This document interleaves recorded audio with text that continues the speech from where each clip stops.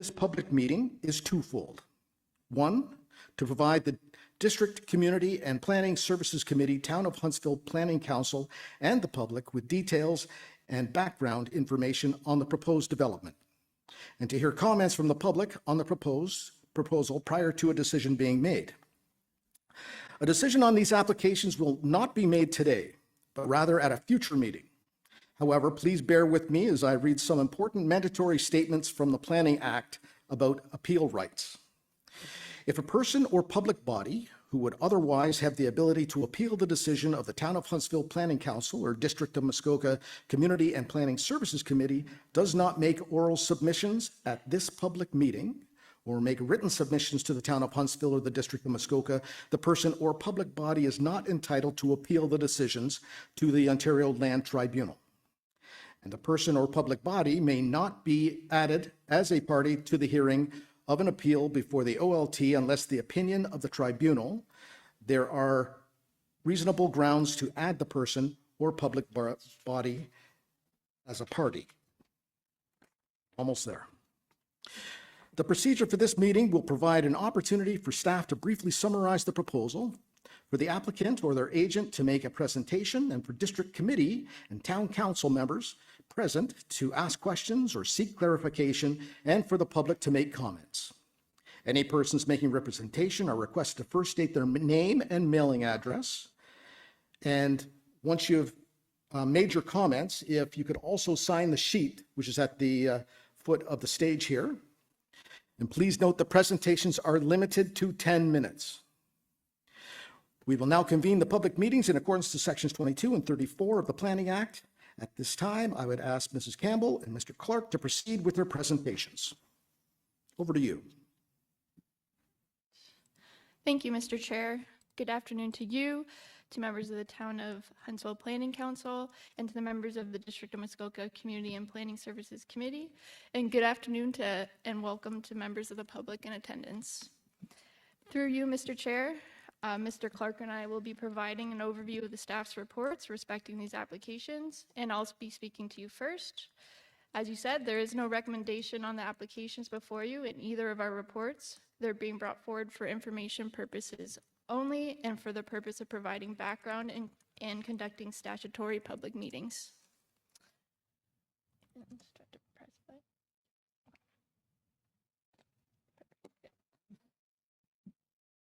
The subject property is located at 939 Highway 60. The subject property includes a former 9-hole executive golf course that was part of the former Grandview Resort, which ceased operations in 2017. The lands subject to the application are associated with the closed golf course, but are part of a larger property that also includes areas to the south, situated on a point of the land extending into Fairy Lake. These backlands have an approximate area of 16.7 hectares with approximately 475 meters of frontage on Highway 60, 545 meters of frontage on Grandview Drive, 100 meters of frontage on Cookson Bay Crescent, and 375 meters of frontage on Fairy Lake.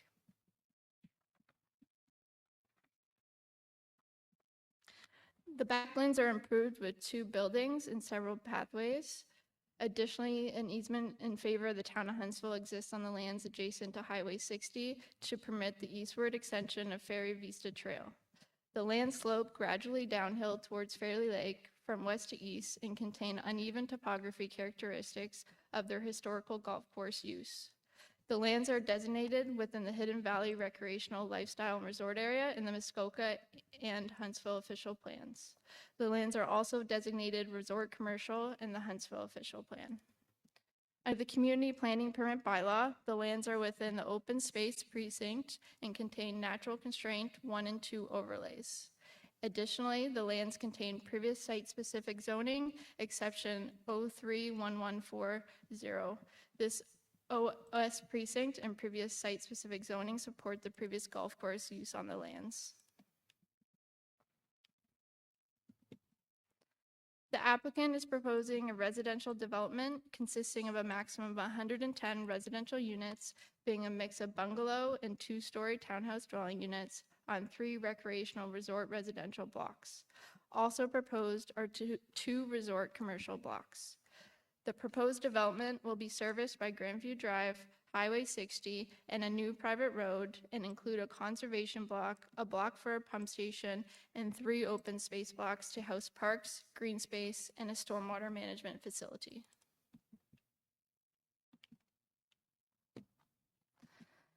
Three applications have been submitted to facilitate the proposed development.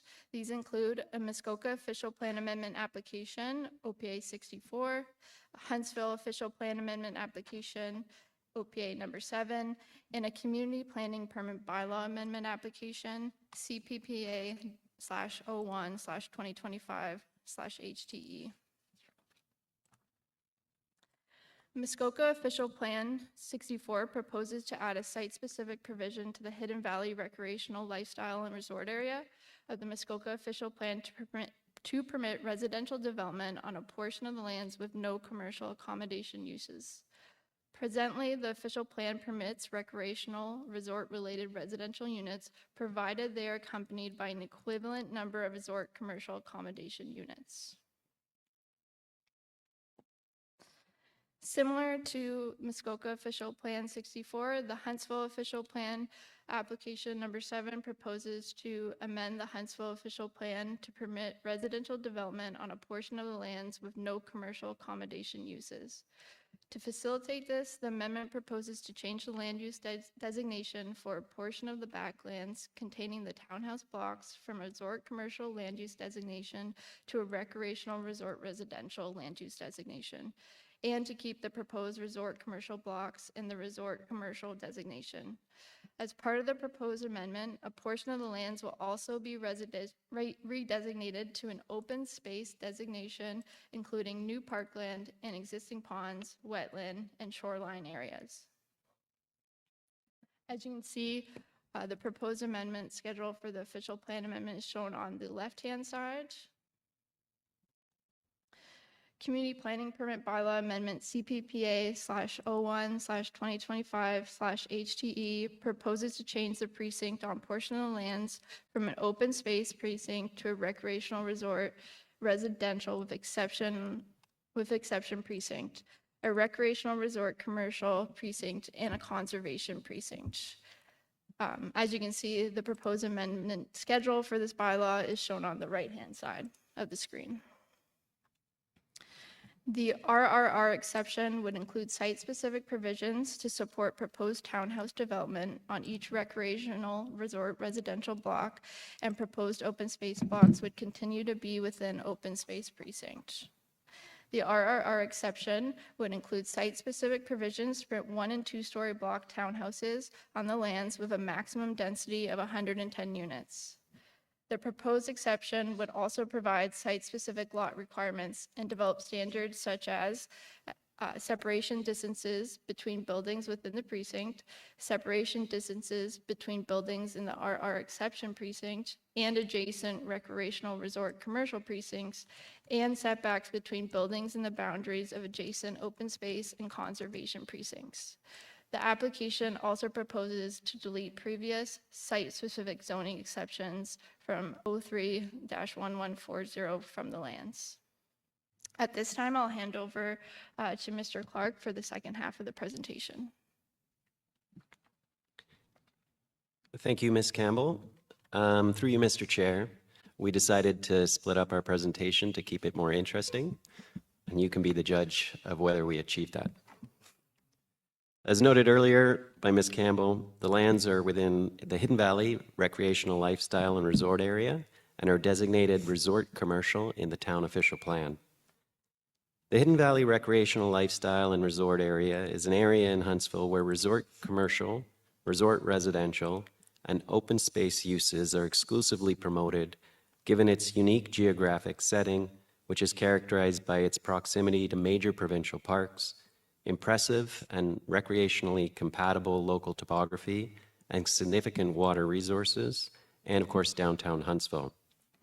Land uses within the Hidden Valley area are separated into a mix of resort commercial, resort residential clusters, and they're divided by the open space and recreational areas that define its character and provide the tourism resources for the area.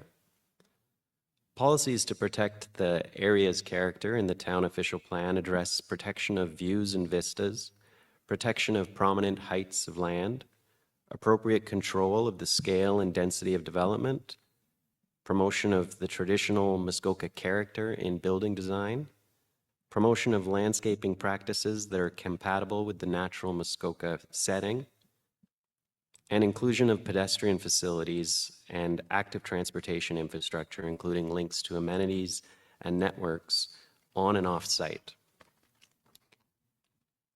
and inclusion of large-scale open spaces.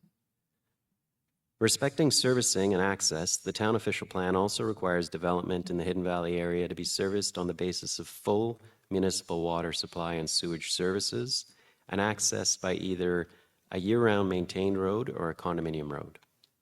Respecting building height and massing, the town official plan requires the proposed buildings fit into the topography of the area, not project above the tree line, and be compatible with surrounding development through transition in height and density.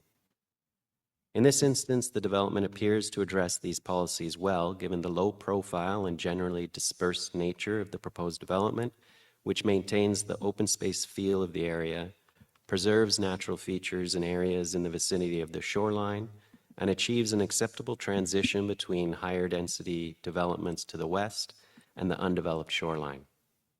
The developer also proposes to include trails and connecting links to parks and open space throughout the lands, and complete a portion of the Ferry Vista Trail to the north of the property by extending it eastwards towards Cookson Bay Crescent. Within the Hidden Valley area, policies in both the town and Muskoka official plans promote the maintenance and establishment of tourism-focused resort commercial development, which may include residential units, provided the total number of units would not exceed 50% of the units that are existing or approved. So this is the issue that these applications are intended to address. The proposed residential development would not conform to this standard, and amendments to the Muskoka and town official plans are proposed. It's noted that the majority of the resort commercial designated lands on the subject lands, as detailed in the Huntsville official plan, are proposed to be changed to a recreational resort residential designation to accommodate the proposed development. However, some resort commercial lands will be retained on the lands along Highway 60. As this proposal includes a conversion of commercial lands to residential-only lands, policies relating to the recognition and promotion of economic diversity in the town apply. These policies promote the recreation and tourism commercial industry in Huntsville, given the town's unique geographic setting near the west entrance of Algonquin Park, as well as its abundance of lakes, parks, and natural beauty, all of which combine to make the town a year-round tourist destination. It's noted that the active lifestyle areas in the vicinity of these lands, their location along Highway 60, and their frontage on Ferry Lake make them ideally suited to supporting the recreation and tourism industry that these policies aim to promote. When considering conversions of commercial lands to residential on resort commercial properties, the policies of the town official plan note that the preservation of the tourist commercial land base fronting on water is essential to the long-term health of the tourism industry in Huntsville, and that development and downzoning of resort commercial properties to residential use is not supported, except in extenuating circumstances. In such circumstances, downzoning may be considered where the impact of the loss of the commercial land base has been analyzed, and it's demonstrated that it would not negatively affect the critical mass of tourism infrastructure on the lands. Although redesignation of the lands between these resort commercial lands and the shoreline is considered downzoning of the area, it can be argued that extenuating circumstances exist in this instance, given the fact that a golf course use has been proven no longer viable on the lands, and the gradual conversion of surrounding lands from a resort commercial to residential focus following the golf course's closure. The proposed development would also appear not to constrain or preclude the tourism development potential of the remaining resort commercial lands. It's proposed that the remaining commercial lands will continue to be linked to the shoreline and other natural areas and open space blocks and trails. Additionally, the previously noted low-profile nature of the residential development between these remnant commercial lands and the shoreline will maintain the important views and vistas that support their overall tourism commercial potential. As such, it would appear that the proposal has been well designed to preserve the remaining tourism potential of the lands while also accommodating a suitable residential development.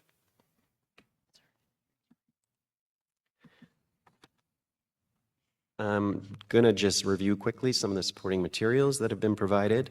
So a resort commercial use market assessment study was prepared in support of this proposal by Urban Metrics, and it was to help make the case that a conversion from a resort commercial land use to a residential land use is justified in this instance. The resort commercial uses market assessment summarizes the results of a market demand assessment for a resort commercial uses on the subject lands. And it's Urban Metrics' opinion that the current market conditions do not support the requirement for a 50-50 split between residential and resort commercial uses on these lands. An environmental impact study was prepared by Frycorp in Ecological Services and submitted in support of the applications to identify natural heritage features and areas and functions within and adjacent to the lands and assess any potential environmental impacts of the proposed development and make recommendations about potential mitigation measures. The EIS contains the results of the background information review and field surveys and documents those natural features and areas on the property. The report contains a number of recommendations for mitigating potential negative environmental impacts. It's proposed that the natural heritage features and areas on site and the recommended buffer areas will be placed within an open space land use designation and a conservation precinct as part of the amendments proposed to the Huntsville Official Plan and the Community Planning Permit Bylaw.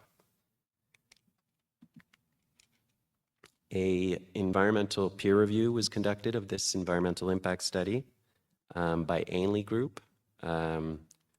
Those comments were provided to the applicant and an updated EIS was provided in response. The peer reviewer has now finalized their review of the updated EIS and has no further comments or concerns.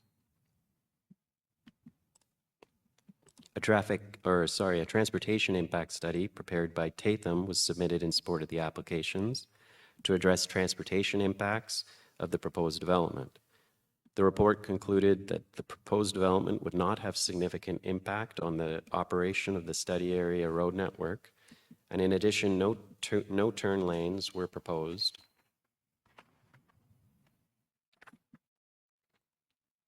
Or recommended on Grandview Drive to serve the proposed development, and no modifications to existing turn lanes at the study intersections along Highway 60 are recommended. This report has been reviewed by the Town of Huntsville's Operations Department, and technical comments have been provided for the applicant to address. The study is also being reviewed by MTO, and we understand that comments are forthcoming. It should be noted that the town's operation department advises that Grandview Drive is currently scheduled to be resurfaced by the town of Huntsville, and sidewalks will be provided along this road as part of this capital works project. Light standard replacement will also occur. This project is in the design stage, and the applicant's engineer has been made aware of this. It's important to note that the applicant will be responsible for any improvements beyond what the town has identified in the scope of this work. A functional servicing report prepared by Pinestone Engineering was submitted in support of these applications, and it addresses servicing requirements for water and sanitary services as well as stormwater management. The FSR concludes that the site is located within the town's urban service boundary and existing municipal infrastructure is available in the vicinity of the proposed development. From a sanitary servicing perspective, as an existing municipal pumping station was considered not suitable to service the full scale of existing and proposed development in the area, a new municipal sewage pump station and force main is proposed to replace it and service the entire catchment area. The new station will be municipally owned and operated, located near the northwest corner of the site, be accessible from Grandview Drive, and be designed to meet current district of Muskoka standards. Respecting water servicing, the FSR found that the proposed development can be serviced by the existing 150 millimeter diameter water main extending through the backlands. Respecting stormwater management servicing, the functional servicing report concludes that peak flows will increase during major storm events resulting from increased impervious areas associated with the construction of new roads and buildings. And to control water quality, the author recommends control of post-development runoff through the implementation of a treatment train of approved low-impact development controls. Quantity control is not required. However, conveyance features will need to be adequately sized to convey post-development peak flows safely to the lake and prevent long-term erosion. This report also recommends minimum building opening requirements in consideration of flood hazards and recommends sediment erosion controls to be implemented during the construction phase. The town's operation department reviewed and provided technical comments on the FSR, which must be addressed, and district engineering and public works staff are still reviewing the functional servicing report. The subject lands are identified as an area of moderate to high archaeological potential on the archaeological potential map in Schedule G of the Muskoka Official Plan. And in support of this application, a Stage 1 archaeological assessment was submitted. And based on the background research by Hogback Heritage, the assessment concludes that the Grandview Resort project area is of low archaeological potential, should be cleared by further archaeological concerns, and requires no further assessment. We won't be discussing the other materials listed on the slide. Some of these items have been displayed already in Ms. Campbell's presentation, and I know that Mr. Simon will be reviewing them in detail in his slides.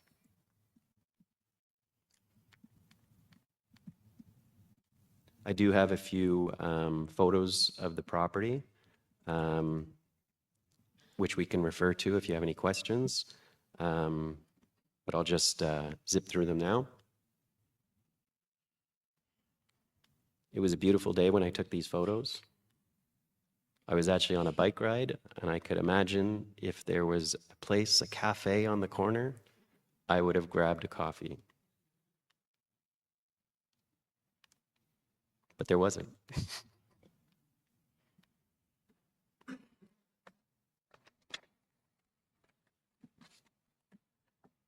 The applications were circulated in accordance with the provisions of the Planning Act and were provided to the Fairy Lake Association for review. It's also noted that the applicant hosted 2 open house events to inform members of the community about their proposal and obtain their feedback. There were no comments from members of the public provided at the time of agenda publication. However, 2 members of the public have since provided input, and the Fairy Lake Association has also provided their input. All comments received have been provided to council and committee prior to the start of this meeting. The comments provided from members of the public noted questions and concerns respecting public access to the proposed trails and parklands, environmental matters including lake health, natural heritage protection, and tree preservation, traffic impacts, and emergency services. Many of these questions and concerns were addressed in the technical materials provided to date, and it should be noted that the town's fire department has been involved in the review of the development. It's recommended that the applicant address the public comments provided to date prior to council making any decision on these applications. The Fairy Lake Association noted no objections to the proposal at this time, provided a list of conditions continue to be addressed through the design of the development and the approval of the applications. Many of these conditions appear to have already been met, but it is recommended that the applicant consider them further and consider how each are resolved. Town provided technical comments, including fire department's comments, should also be addressed by the applicant. District engineering and public works staff's forthcoming technical comments on the functional servicing report should also be addressed by the applicant prior to further consideration of this application. MTO comments have not yet been provided, but as I said earlier, are forthcoming. And once these comments are provided, they must also be addressed. As to the next steps, once the issues raised by staff's reports in the technical comments that have been provided and by the Fairy Lake Association and members of the public are addressed, staff at the town will be in a position to provide a recommendation to Huntsville Planning Council respecting the applications. Once Town's Council has made decisions on the town applications and directed staff respecting town comments to the district applications, district staff will be in a position to report back respecting the Muskoka and town official plan amendments. Thank you for listening, and Ms. Campbell and I would be happy to answer any questions you may have. And I think Mr. Simon is also prepared to give you a presentation. I'll pass it over to the applicant's representative. Thank you very much. Very excited to be here this afternoon for Town District Council, members of the public under the bright lights. I've never been in a setting like this, and I can only imagine what the actors and performers think now that they're up here. It's intimidating, but I'm excited to be here to present what I think is a very thoughtful, well thought out application and proposal, and excited to hear your feedback as well. So just in terms of a quick review of project timeline, this has been going on for some time. We took our time in terms of actually preparing and formulating the application because we wanted to move forward with something that was advanced, that was well thought out, and that we thought really responded to the unique setting of this site and of this area. And so that involved, pre-consultation back 2 years ago now in 2023, as well as an initial open house with the area condo boards, submission of the applications end of last year, beginning of this year, subsequent submission of the district OPA application, the additional open house hosted in July earlier this year, meeting with the Fairy Lake Association, and now moving on to addressing the technical comments that were noted in Richard's presentation, as well as this joint public meeting. So a lot's already taken place, and we're, I think, moving along at in terms of addressing all of those comments or requirements that were noted in Richard's presentation. In terms of that unique context that I mentioned, I forgot to click to the next slide. Oh, thank you so much. Notwithstanding that the area has long been designated as this kind of waterfront commercial special area, the area has really evolved in this specific Grandview location into a unique residential context with a number of kind of low to mid-rise residential condominium buildings located throughout the lands along the shoreline and in the hills to the west. So it's evolved into a very unique residential context, and early on we kind of came to our own opinion and also heard loud and clear that that context really necessitated a different approach from what the official plan was contemplating and planning for in terms of the mix of the commercial and the residential. So in terms of what we're looking to move forward with here, we've really tried to bring forth a proposal that we feel is compatible development that also really reinforces the natural setting of the area. First and foremost, that means conserving and enhancing existing natural heritage features, which I'll highlight in just a few seconds. Through that and through also, maintaining existing trees where feasible and planting new trees, maintaining and reinforcing the natural character and setting of the area, delivering a new 1 acre public park along Grandview Drive that'll be conveyed to the town and open to the public, that'll provide a really good recreational resource to the area, as well as a trail network and the potential for pedestrian access along the shoreline as well.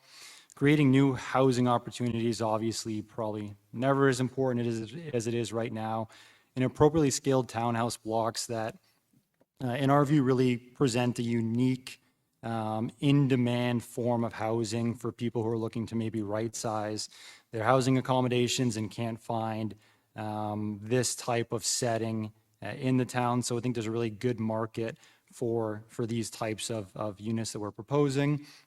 Remove the requirement for the hotel that would be required by the district and town official plans.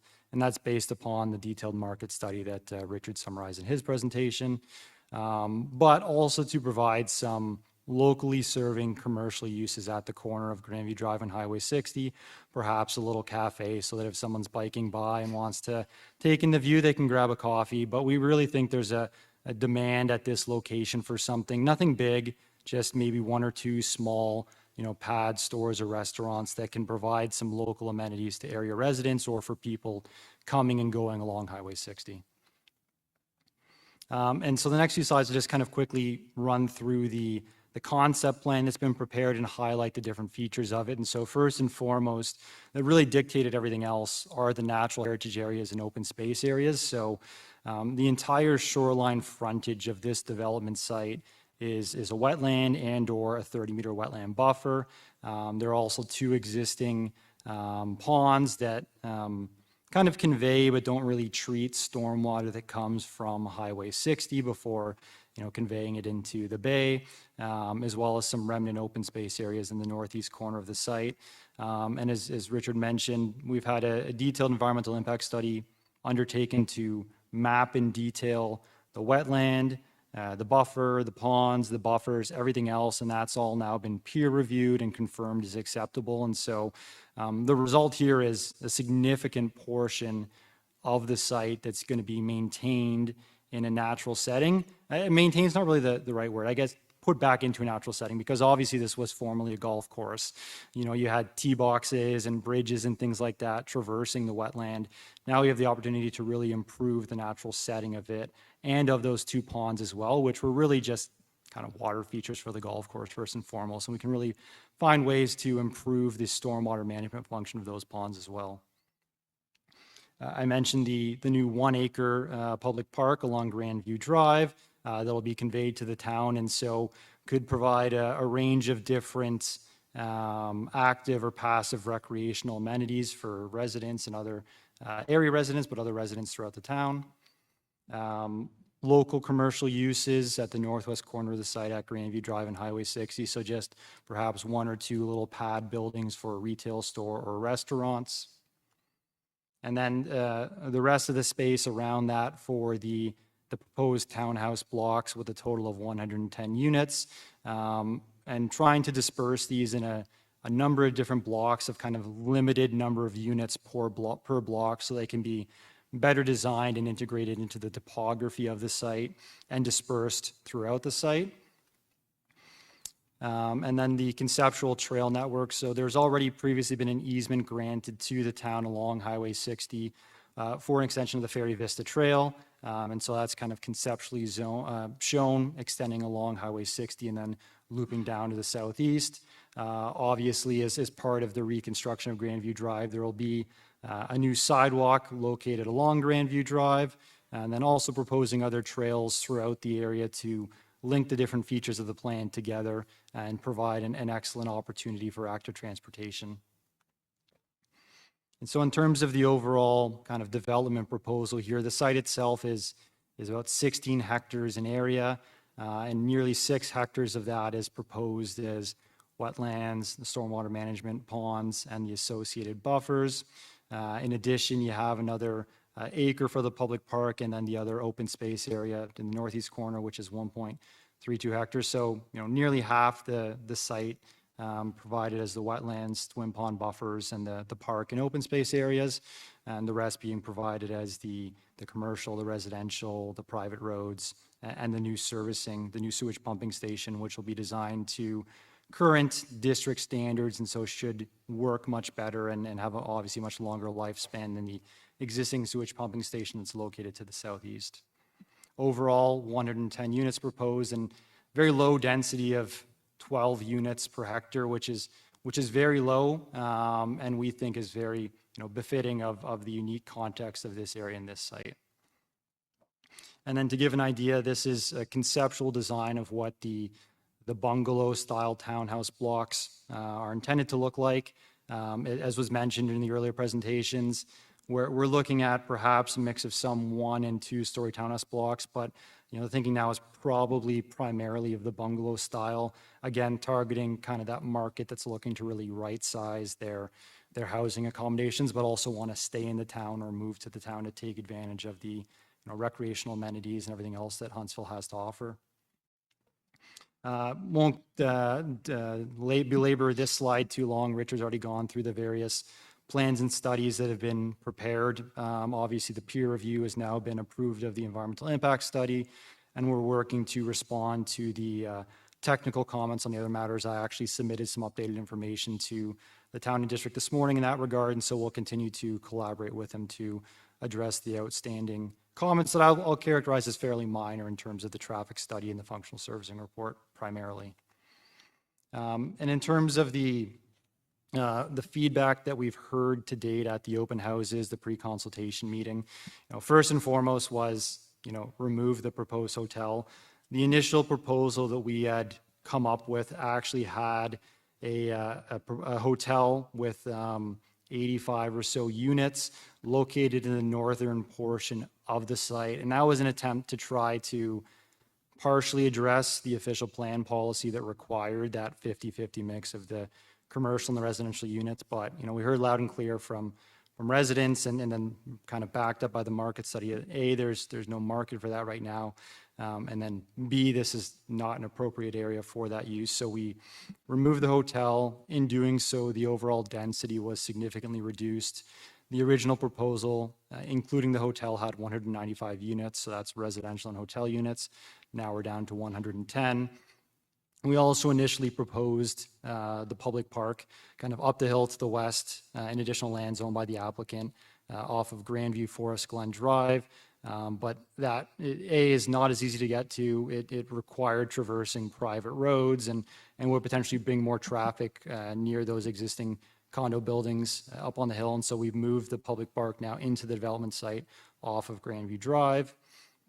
We've made some slight tweaks to the townhouse blocks to accommodate slightly deeper bungalow style units, and also kind of updated the vision, whereas before we were contemplating perhaps 2- and 3-story townhouse blocks, now looking at 1- and 2-story heights. Trying to minimize the number of vehicular accesses to the commercial block from 2 to 1, just to kind of confine any traffic using that block to that one driveway. And then also just kind of updating the conceptual alignment of Ferry Vista Trail, extending it to the southeast towards Cookson Bay Crescent. We're still obviously working to respond to the public comments, to the technical comments we've received, but I think from where we've started, we've already come a long way. Yeah, we're eager to hear some additional feedback and to move this forward as quickly as we can, because there's a desire to get building this as soon as we're able to. This is a real proposal that can bring some new housing opportunities in the short term. So thank you very much for the opportunity to present this proposal, and I would happy to answer any questions that you might have. Excellent. Thanks for your comments. I'll now go to members of the public, either present or watching us online. If you're online, you'll need to raise your electronic hand to let us know that you'd like to speak. But members of the public, you'll need to come to one of the 2 microphones. And I remind you again to say your name and address before you ask your question or make a comment. The crowds are running to the microphone.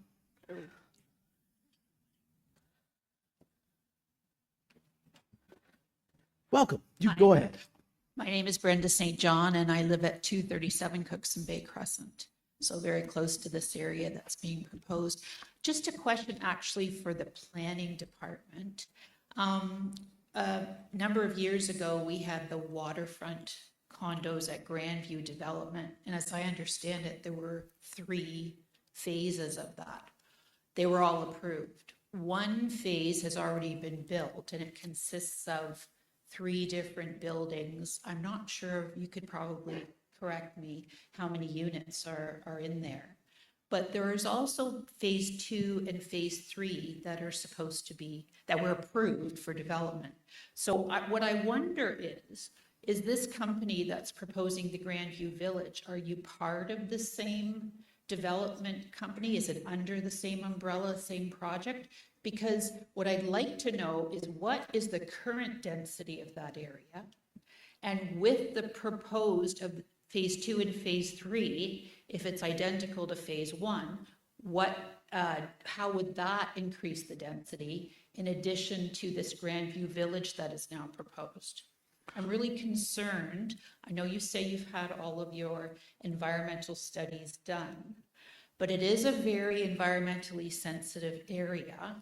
And I'm really concerned about density we're building on our lakes in Huntsville. We've already had 2 different condo corporations built. We've had the extending of Muskoka Landing. We've had 3 buildings smushed into a very small area on Crescent Bay.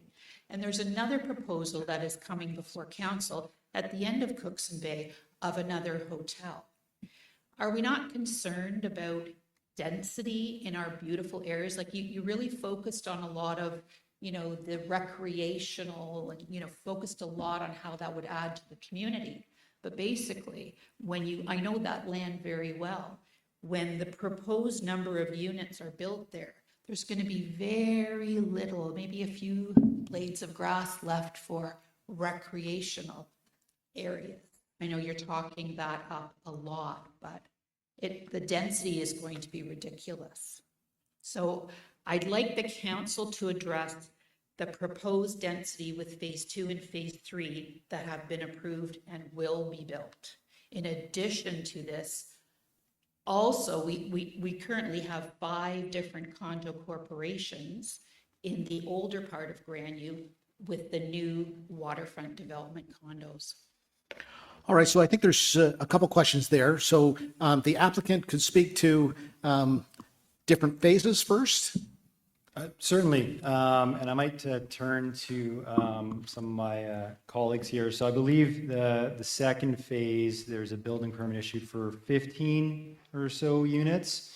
And then the third phase, I believe, I don't know, Jamie, if you were going to get up to answer that question. 59 59. for the third phase.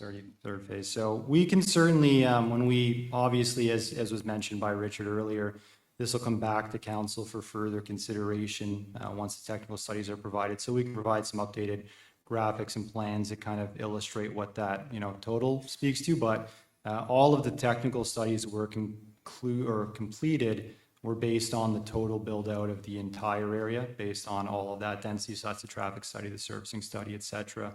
And the resulting development density, as I mentioned, of this specific application of 12 units per hectare is very low, and I would suggest in other urban areas would likely not be supported by the district and town because it is too low. So we've really come up with what we felt is an appropriate scale of development here, taking into consideration additional lands that are also approved to the southeast, as was noted by the commenter. All right, thank you. Still like to know the just one second, total number one of second. units that are currently there Sorry. overall. So Yeah. I'm going to go to Mr. Clark to speak about density on the waterfront. Thank you, through you, Mr. Chair. So just one note of correction. I know that it was referred to phase 2 and 3 of the waterfront development. So I'm not aware of the units, but phase 3, I don't believe has been approved. So it would be an application that still needs to go through the process. That being said, there's no question this is a change to how these lands were intended to be developed. Basically, it was an open space area. It was a golf course. And now we're seeing an application to reconsider that. It doesn't change the fact that there's still plans to go ahead with some shoreline residential development, but similar to the waterfront development that's already there. It's just, I see it as a reconsideration of what happens with the golf course lands. And when we looked at it, we did think about density.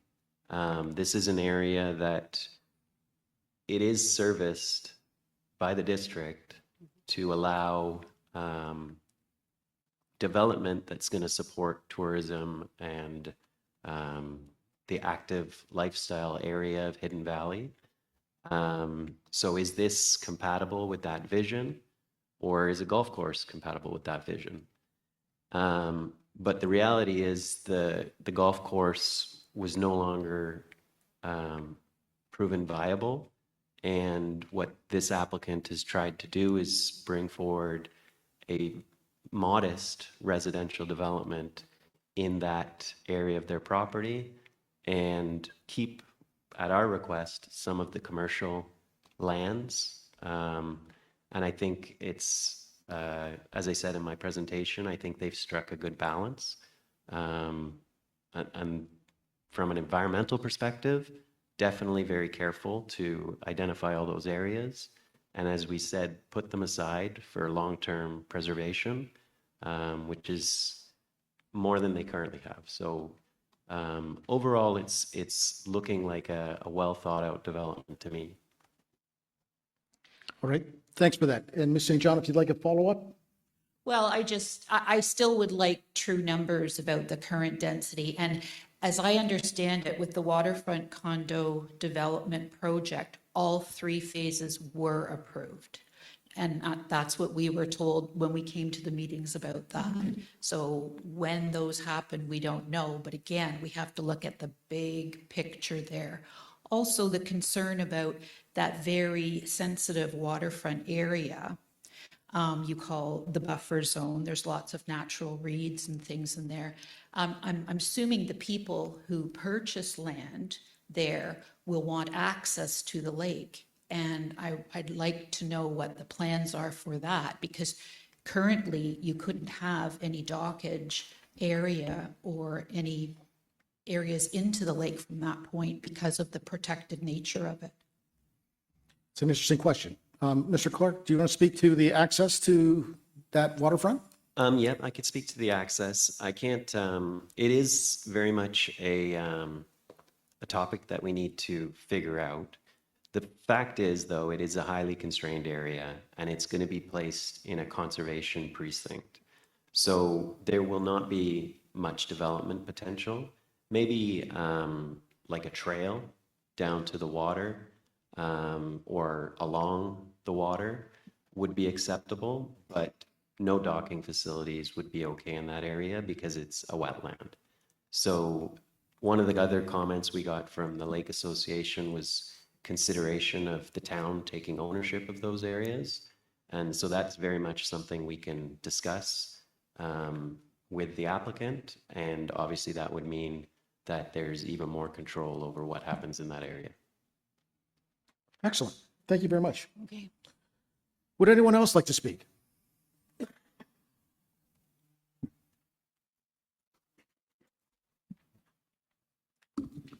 Hi. Excuse me. Tony Grossi, 1521 Grandview Hilltop Drive.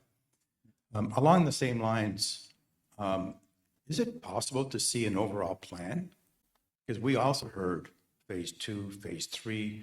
We heard that the density was moved to the golf course. Does anybody have a plan in terms of what they're going to do with the entire property? And that would give us a better idea of what's going on. This piecemeal works in favor of the development, and we're comfortable with what's going on, but can we see the overall plan? All right, I'll go to the applicant. Yeah, through the chair. So we have a block plan that identifies all of the existing condominium corporations. And I think what we can do is we can add, clarify additional information in terms of the any other lands that have been either previously approved or potentially set aside for future development, and provide kind of an overall kind of area-wide block plan, if you will, that clarifies in total numbers for everyone to look at, number of units, it's where everything's located, et cetera. So that can certainly be a follow-up item for us to provide to the town, to be posted online, and then to present to council at a subsequent meeting. That would be great. A couple of other things. Potential public access waterfront was mentioned. Specifically, where is that? I can't speak to that at this point because it really requires some further implementation discussions, as Richard alluded to, in terms of is it Is it going to be conveyed to the town? Is it going to stay under private ownership? Either way, essentially what the environmental impact study said was that trails could work in specific locations where designed around kind of specific aspects of the wetland feature. So that would have to be worked out in detail with the town through the community planning permit application process, which would come after this. Those are where we lay out the details in terms of the landscape plan. That'll probably be required for some sort of public access plan or active transportation plan. All these details have to be fleshed out in terms of, where is a trail going or where not.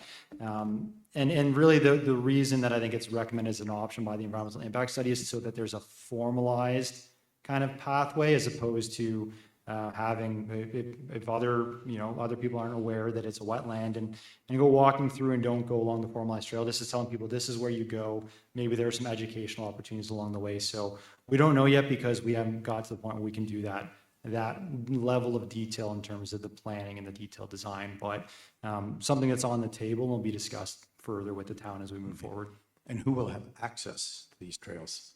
Just the community or the public in general? That's definitely one of the other aspects to be discussed. Certainly the idea is for, there's already public access to the entire public, everyone in the town and elsewhere for Ferry Vista Trail along Highway 60, obviously. There will be some other trails and walkways and things that go, past the townhouse blocks, but then also potentially some trails along the waterfront, which are intended to be potentially open to members of this Grandview Village or Grandview area community, at least potentially to start. But those are some implementation details that definitely require further discussion, but it'll be probably a mix depending on kind of the types of trails and where they're going. Yeah. And one final question. Define tourism for me, because I'm confused about it. Are these going to be private residents? Are you talking about these people can rent short-term Airbnb, longer portions of time? Because that resort, I don't understand it where it applies to, there's nothing there but just a park. It's not tied into the golf course. It's not tied into ski hills. So this definition or zoning of resort, can you clarify that for me, please? Certainly. So what's being proposed are private residences. The current zoning, I believe, also speaks to in the resort commercial precinct anyways, short-term accommodations. We're proposing to rezone these lands to the waterfront residential precinct. And as I mentioned, looking for residents who are looking to right-size their accommodations. So we're not anticipating there's going to be demand to rent these out for short-term accommodations. So the intention here is private residences entirely, and that's the reason why we have to do the official plan amendment to down zone, taking the word from Richard's presentation, to remove the requirement for the hotel or the resorts and instead allow just the residential. Sorry, one more just on my first one. What's going to happen with the rec center? There's a swimming pool, rec center. Again, part of the overall plan, if you can explain. My understanding is that the rec center is to be demolished in the short term. And replaced with? I'm not sure if there are any plans at the moment. It's obviously not being used as a rec center right now. It's kind of a vestige of the historic past, but as of right now, the only plans are demolition in the short term. And obviously, if anything else happens, that'll be determined in the future. All right, thank you. I'm going to go to the far microphone. I just want to piggyback on the same kinds of questions and concerns. It indicates on the map that I'm looking at that there's an additional lands owned by the applicant around that rec center. And it seems unlikely that the people who are going to be buying these townhomes wouldn't be interested in a place to dock a boat and that kind of thing. And it seems obvious to me that rather than thinking about the trails by the wetlands, it's this water frontage that would be used for boating and increasing the intensity on the lake. So I'm curious about, I think that is a concern, this piecemeal where it's going forward little by little. It's like, well, what's the grand plan here with regards to this land? Before we move on, can you state your name and address for us? It's Nancy Hempel, and I live at 5231 Signature. Thanks very much. I don't know the applicant want to make any response or go ahead? Certainly. I mean, at this point in time, the application is before council is the application I spoke to, which was intentionally a very large area that was the former golf course use that has not been subject to any planning applications to date. So we took that entire area and trying to do kind of a comprehensive plan for that area. I can't speak to any, future plans for the rest of the land zone of the applicant at this point in time. This is the current priority. This is the application that we're moving forward to. But for the application that's before council, as Richard mentioned, the entire shoreline is wetland and buffer area, and docks would not be permitted in that area. And so that's the application that we're moving forward with at this point in time. All right, I'm just going to go to District Planner Curtis Servette. Perfect. Just making sure. Okay, perfect. I just wanted to try to provide some clarity for council and members of the public. Waterfront at Grandview, when it was approved as the 3 initial buildings. And I think some display materials included potentially some additional development to the east of the property. Presently, I don't believe, and hopefully my town colleagues will correct me if I'm wrong, but there has been no site plan approval, no development approvals for that development. So I think maybe the anxiety that I'm hearing is that you've maybe seen the display materials, are aware that there was at some point plans to develop that land, but we have no applications in front of us for consideration. And it would be subject to, much like this application, any future development would be subject to a process with the planning department. So Thanks for that. just hopefully that helps. Manager Clark? And Curtis did steal my thunder there. But thank you, through you, Mr. Chair. There were plans for that area, and as was alluded to earlier, it was a 59-unit development in multiple phases, and it would include docking facilities. But those docking facilities are the ones that have already been constructed, as we all know, when you look at shoreline development, the thing we're looking at very closely is how wide the shoreline activity area can be for each development along the shoreline. And the docking facilities that have already been constructed on those lands max out the shoreline activity area. So there would be no further potential for docking facilities. And then as also already been alluded to, the waterfront lands in front of the current proposed development are completely wetland. So I would not be anticipating further docking facilities in Cookson Bay other than what's already been built. It could be that what's already been built gets modified, but as long as it stays within that shoreline activity area and doesn't project further out into the lake, we can look at that. If they wanted to do anything other than that, then it would be back in front of council for consideration. Great, thanks for that clarification. You can go ahead. Hi, Karen Akeson, 1631 Grandview Hilltop. I have 2 areas of concern or clarification. And first one is the road development or replacement of Grandview Drive. The residents have been waiting a very long time for this to be done. And our concern is with the development of the golf course and stages 2 and 3, how is that going to impact that one road coming in to the 188 residents that already live in Grandview? Richard, can you speak to that? Well, first of all, just to thank you, through you, Mr. Chair. First of all, just to repeat that work is scheduled to occur, and it is in the design stage. The town would be responsible for resurfacing and adding the sidewalk and the light standards, as I said. We would have to work with this applicant and their engineer to coordinate a construction phasing plan. We would also be working with them at the design stage, and we are working with them to try and coordinate as much as possible. But as with any development, they will have to come up with a phasing plan that ensures that you have access to your properties at all times. There might be some temporary inconveniences as that work is happening, but that would be worked out with the applicant's design engineer. You have a second question?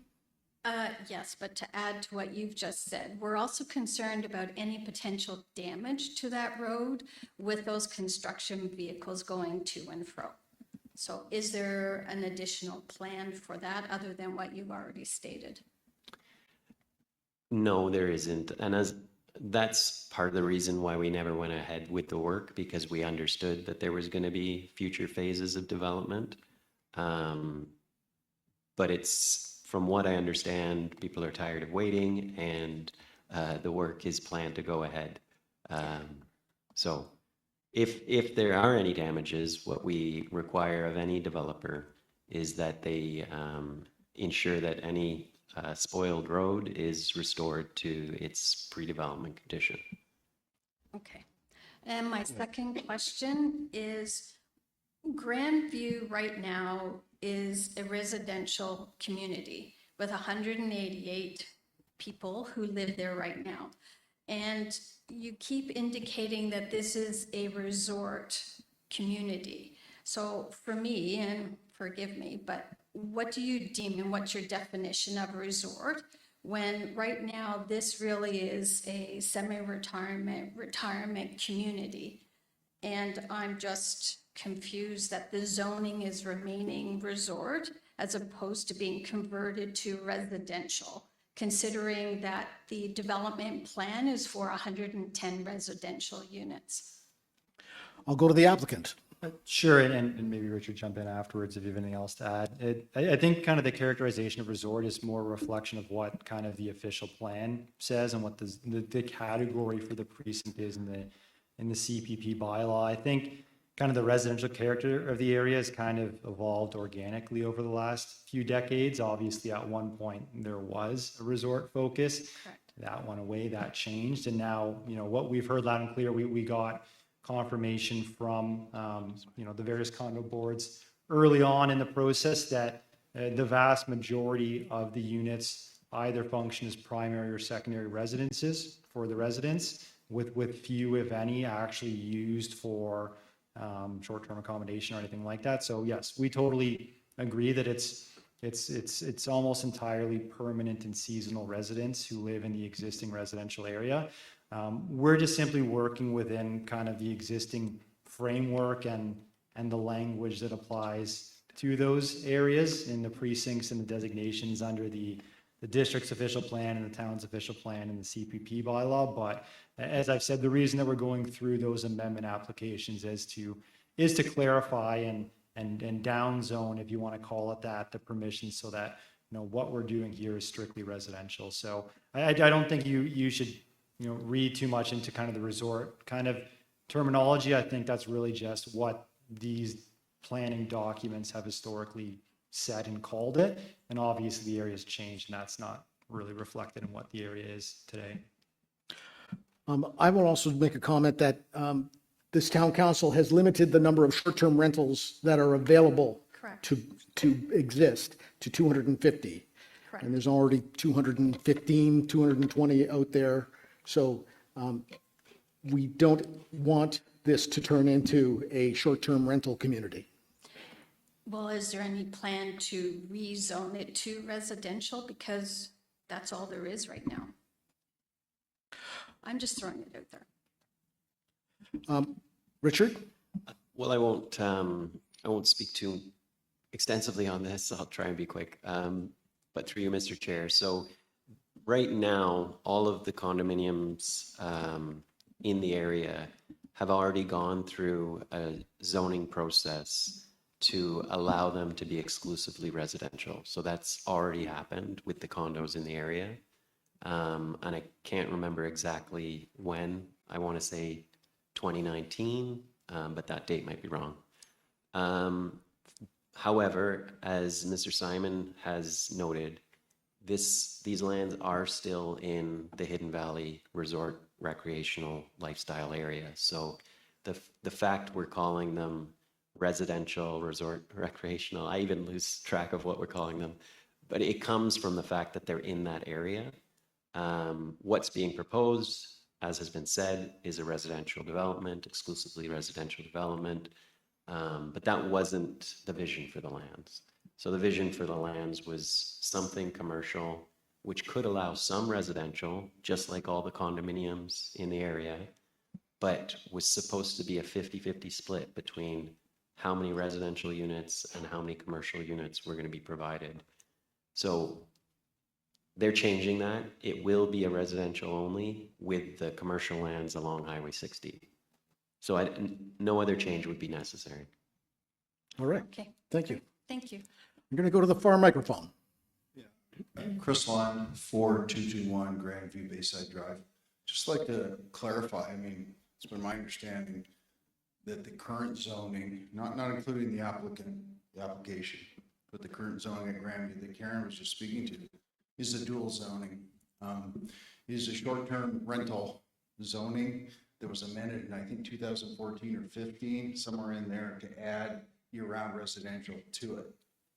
As see Claude's here, he knows what took place because he was the mayor, and we went through a process here in town, and the zoning was amended to be dual zoning. So it currently is dual zoning. So the entire property is effectively no different than Deerhurst. You can rent short-term, technically per the zoning, and then the entire property, and that has never been changed. That was the primary zoning because of the Hidden Valley tourism zone, and because there have been people living on the property year-round, really from day one, if you want to get technical about it, truthful about it, going back to 1989-90, there have been people that have been living there 365 days a year perpetually. So the zoning was changed to allow people to live there year-round in addition to short-term rental. So I just wouldn't want people to leave the meeting not clear on what's going on there. So if somebody that should know the zoning could comment, I've seen the zoning, I'm quite familiar with it. And we've recently, some of the condo corps have recently followed up with local planners, whatever, to reconfirm what the zoning was, and it's very straightforward. So with that, maybe someone could respond. Thanks. Did you wish to respond, Mr. Clark? Sure, I can, through you, Mr. Chair. That's my understanding too. It is dual purpose zoning, and people are allowed to live there year round as a result of those applications in 2014. It wasn't 2019, it was 2014. All right, thank you. We'll go to this microphone. Go ahead. Brent Akeson, 1631 Hilltop Drive, Grandview. I think the question is actually to the council. Number one is, do you not feel that it's prudent, given some of the feedback and the questions that have been raised already today, that you look at this area that was previously the golf course and any of that water frontage and ensure that there's a holistic or clear plan of what's going to be done? If there's vacant properties that are also owned by the same developer or other developers in that area, that you should know what's going to transpire there or what's going to be planned or proposed. I don't want to have to come back and readdress any concerns. I think the opportunity for council is to demand that either it's going to be used or perhaps forfeited back to the city, that this property won't be used, or we're not going to increase the density. Because if you look anywhere else along the lakefront, the density isn't that high, other than the recent condominiums that were built to the west.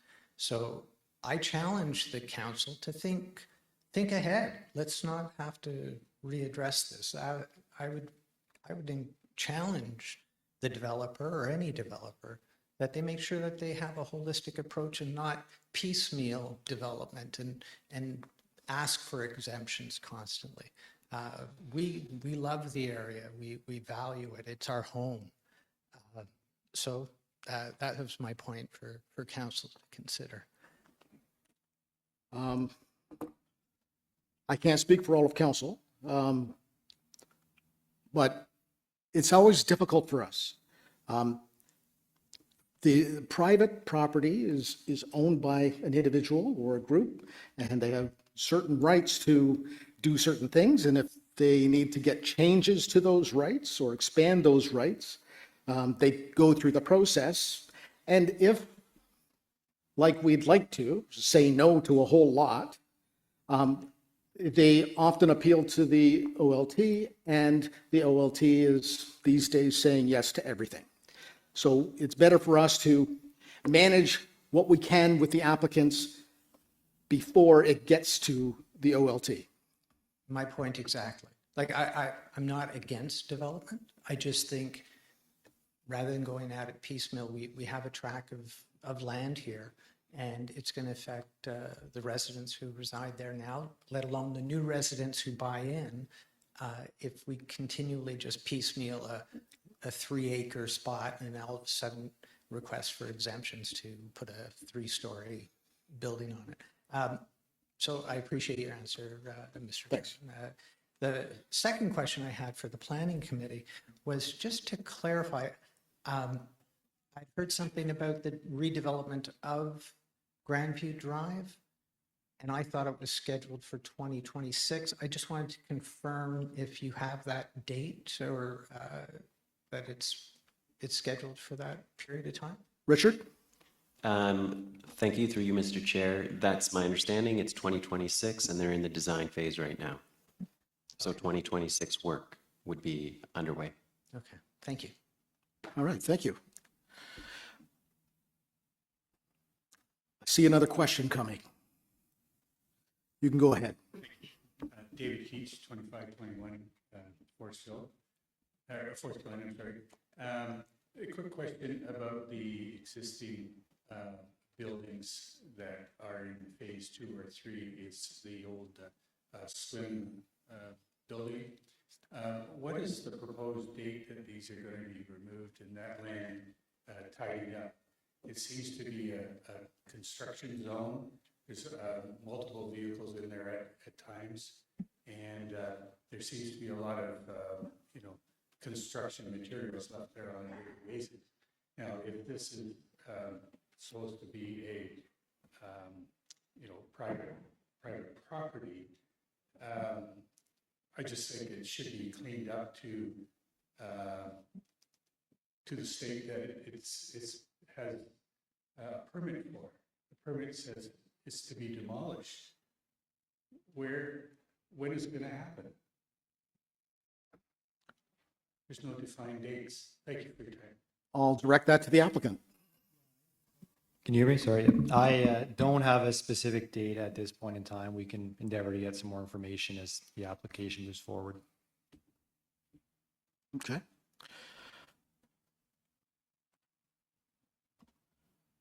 Oh, here comes some more.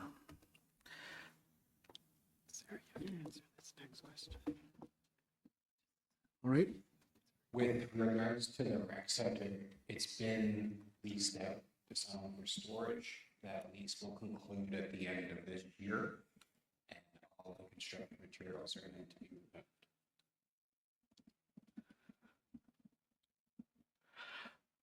Go ahead on the far microphone. Roger Stagg, 4211 Bayside Drive at Grandview. I don't intend to repeat what other people have said, but I think it's pretty obvious now. We're not talking about the one development or one zoning change. What we're talking about is the full tract of land that we call home at Grandview. You can't just look at that isolated, abandoned golf course. You have to look, I'm addressing town council here, you have to look at the whole place. The demolition you just heard about is part of what we should be looking at. All the different zoning that's happened and gone by. Is this applicant the same person or company that owns all those other lands? Because if it is, I would encourage the planning board to look beyond this one development and look at the whole area of Grandview and see how it could accommodate this applicant. Thank you. I don't know if the applicant would like to respond to that in any way or not. Yeah, I believe just to reiterate, the applicant does own other lands in the area, and I think I previously committed to, presenting back a broader block plan for the entire area that speaks to approved development, proposed development, et cetera. So we'll certainly bring forth some additional information as the application proceeds. And I will state that the planning department absolutely looks at the surrounding area and the impacts to the whole area, not just the applicant's application. But that's all we speak to when an application comes. But they are considering the whole area. Ms. St. John, you have a second question? Yes, sorry, should I repeat my address? Nope, you're good. Okay, I'm just wondering, as a town council and members of the community, we live in a beautiful place and we're very proud of where we live. Again, it comes down to density. It seems like all of the lakefront in our town area is being built on. The area on Brunel Road where, again, condos are squeezed in there. The little bit that I used to drive along Highway 60 and look at the lake from Crescent Bay, gone. Are we not thinking about the views that the average resident or tourist to our town can see? Do we want all of our beautiful areas? Like, let's face it, Fairy Lake is in our town. It's one of the ones that most people see. Do they just want to see condo developments and townhouses? Is no one interested in looking at the beautiful vistas and the rocks and the views of the lake? We already have a lot there.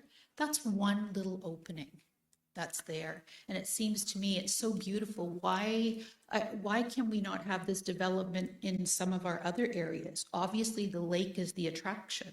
But as you've noted, because of the sensitive area, the people who are going to be living there can't really access the lake, which I'm not sure if they're going to understand that or not. But I think we need to look at the big picture in Huntsville and try to preserve some of the things that we have that attract our tourism, and for all of our people to say, we love living here. This is a beautiful place, So I'll respond first to this. So we agree. There's the couple locations that you mentioned. Those were plans that were approved back in the 80s and 90s, and this council had no ability to change those. I wish we could. But what we have done is we put bylaws in place for what you can do on the waterfront, how far you have to be back, how much vegetation you have to have on your property. So we put these things in place already, trying to preserve our vistas and everything we love about Muskoka. It's a constant struggle though. Yeah. Because Well, I understand that they were approved before and we totally get that. But in hindsight, now that they're approved and they were just built, let's think about the big picture again, because now we've got another corporation coming forward to build even more and create more density on those beautiful vistas. And I think as a town, we really need to think about that. Are we aiming to look like Barrie or another community like that that's so built up? We're going to lose our beauty, So anyhow. I appreciate that. Okay. I'll go to the far microphone. Hi, Nancy Hempel again. So I just want to understand better about the zoning that's in place right now, because you were saying that it organically has changed into more residential, even though it's designated as a resort. So does that mean that the people who want to develop this land and own the land that is still not spoken for as to what they're going to do, could they put a big hotel there or something because of the zoning that's in place right now, would it behoove the residents who live in that community to do something to change the zoning so that we don't have a resort type of development there? I just don't understand the ins and outs of something like that. I don't know who wants to speak to that. Does this OPA amendment cap what's allowed on that property, regardless of the title of the zone? Through you, Mr. Chair. So this application only would affect what we're calling the backlands, not the shorelands. The shorelands retain their zoning and their designation. So what's only being proposed here affects the backlands. So the shorelands, if I understand correctly, there's concerns about what the development would potentially be on the shorelands. And it is currently a resort residential commercial. I'm probably getting that wrong. But it would allow for commercial development, tourism type development. It would also allow for residential development. And the idea is that under the OP, we're looking at a balance between the commercial development on that piece of land as well as the residential. So the same type of rules that would apply on the backlands apply to the shorelines. We don't know what we have seen plans for a 59-unit residential development, but they haven't been advanced. So that's all we know about them. A member of the public couldn't make an application to change someone else's lands. The town could make an application through housekeeping amendments to change permissions on someone else's lands, but that's not what's being proposed here. The applicant? Just to add some additional context, notwithstanding the existing zoning, I mentioned earlier we got a market study done, which basically said there is no demand for hotels whatsoever. A hotel would not work here, so there is certainly no intention for any of that type of use. And when we started off with this proposal, we were cognizant that we were going to be changing the district's official plan and the town's official plan and the zoning bylaw to remove the requirement for the hotel.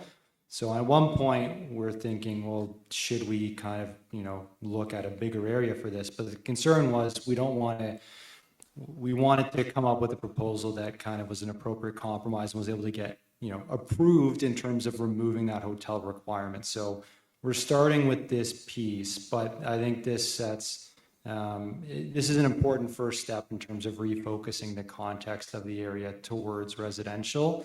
So a first step, and certainly any other land owned by the applicant, if there is future development potential, it is not of the hotel variety, notwithstanding that might be what the existing zoning permits.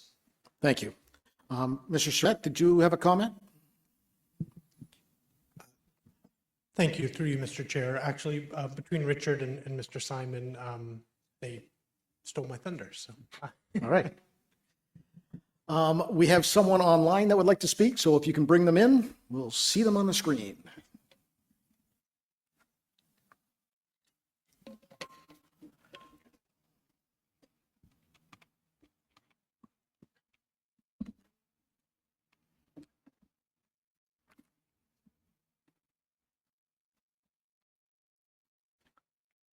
Hello. Hello there. Can you all hear me okay? I can hear and see you just fine. Go ahead. Okay. I'm a resident here at Grandview Forest Hill Drive. My name's Cassandra. I'm attending virtually because apparently we do these meetings at 2 p.m. in the afternoon on a Wednesday when some of us have to work. I just had a couple of comments that's reiterating some of what has already been said, but I thought I would reiterate them. In terms of just rezoning, I'm happy to hear that it's planned residential and not commercial hotels anymore. So I'm happy that the developer has made that change in response to some of the comments that I think came from our condo corporations. I guess if someone can confirm this, but the buffer will not be included in the lane change permit. And so that excludes wetlands. If that's the case, that's good to hear. So no future development can happen there. I would like to encourage the developer to look at what options and opportunity exists with their other lands for waterfront access for these properties. Ultimately, this is where I'm reiterating what other people have said, is these people are going to want access to the water. And they can see the water, but they can't access it except through swampy wetlands, which is, critical habitat for amphibians and other species. So I think that it needs to be included in your proposal where and how they'll access the waterfront. And I guess also just to express a concern about the proposed development fitting in with the landscape.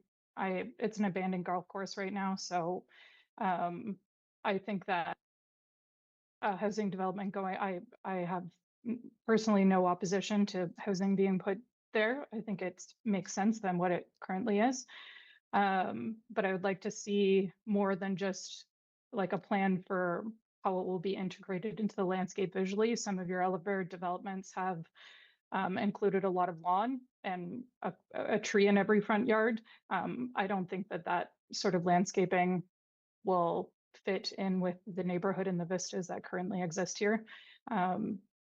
Those are my comments on the existing proposal. Great, thanks for your comment. I see no one else at the microphone, so at this time, I'm going to go to Planning Council. Any comments or questions? Mayor Alcock. I guess we're already on, right? Okay.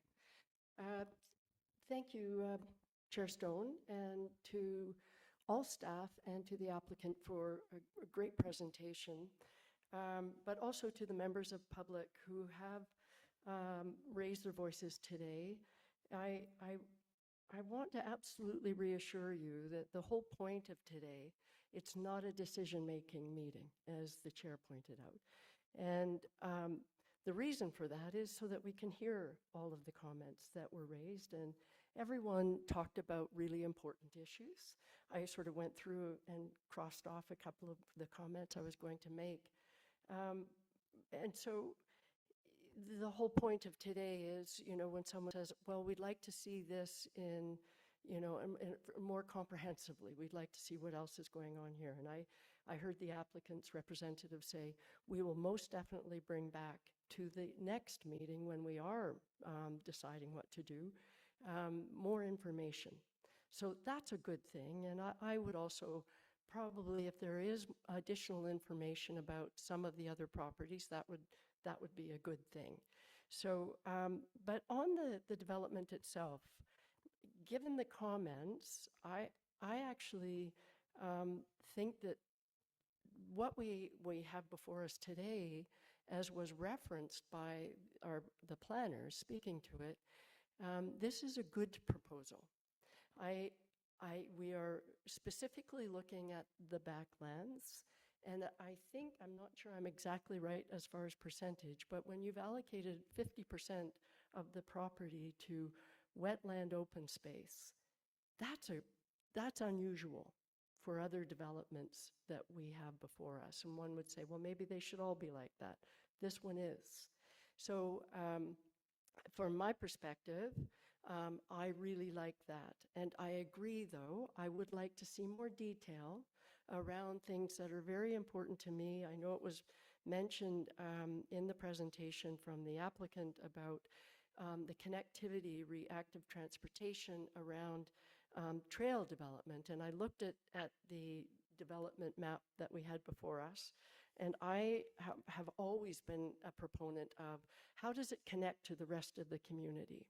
Active transportation is great when public can access it. And if we create trails that are only accessed by the development that is new, then it's not connected to the rest of the community. And so I heard our planner joke about he was on his bike and he would have stopped if there had been a coffee shop there. I get that, but it's also the connectivity to this development to the surrounding area. So I'd like to see more detail around how that's going to work. It's kind of there in the proposed development map, but I would like to see that.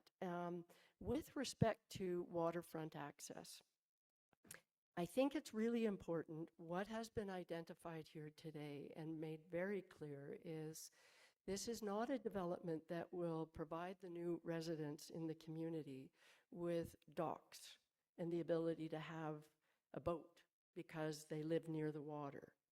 The access that they will be provided will be what I would refer to, and it actually came up when we looked at the proposal at Deerhurst, that we might refer to it as passive access, passive waterfront something.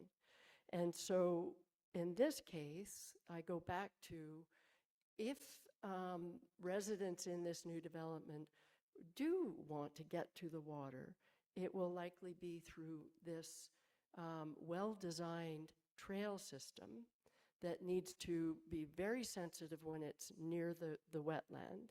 And what does that look like? Because that's a pretty important feature, but that is the water feature for this community. At least that's how I interpret it. So from my perspective, we're not looking at further boat development or any of the sort of more traditional Muskoka. So that's the sort of thing that I know when we are considering it, we will have more information around that.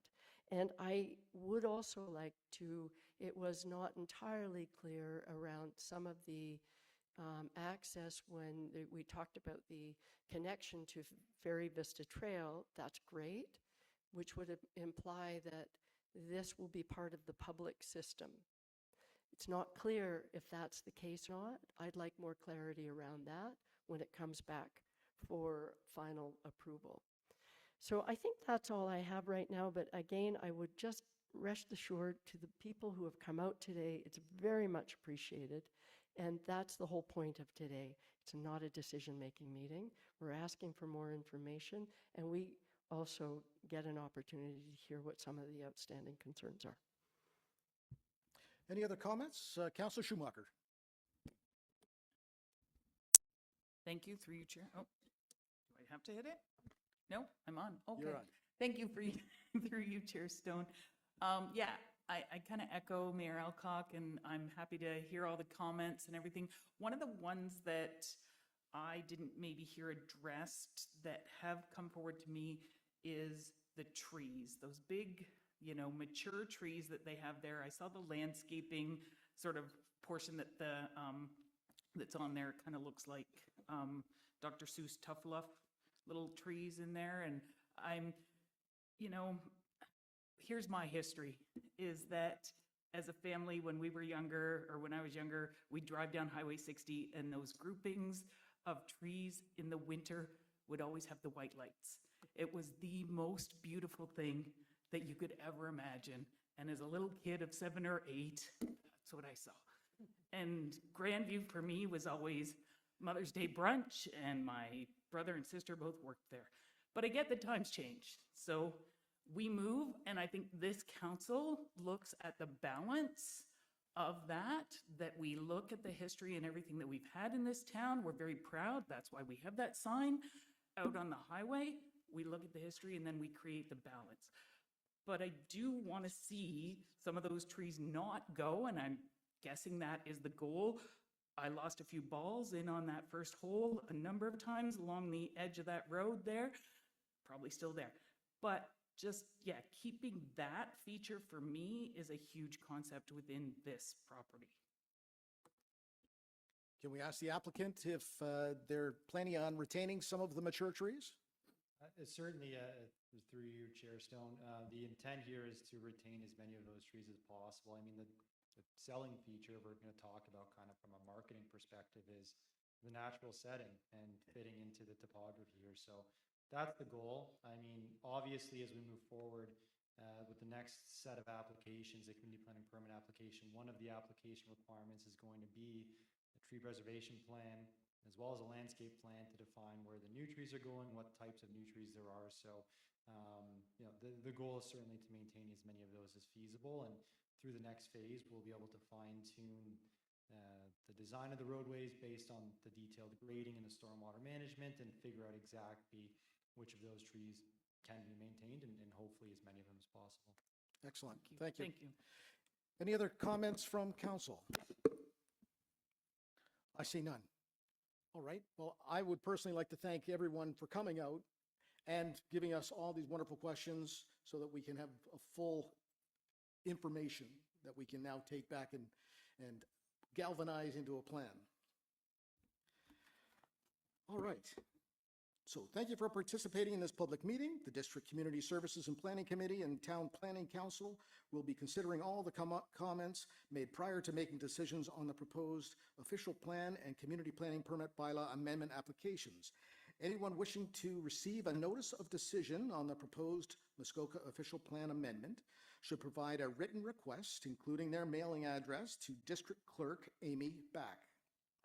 Should you like more information about the proposal, preserving your appeal rights, or on how to receive notice of the decision on the proposal of proposed Muskoka official plan amendment, please contact Sarah Campbell at the district. Anyone wishing to receive notice of adoption and notice of passing of the proposed Huntsville official plan amendment and community planning permit bylaw amendment must make a written request, including their mailing address, to the town clerk, Tanya Kalea.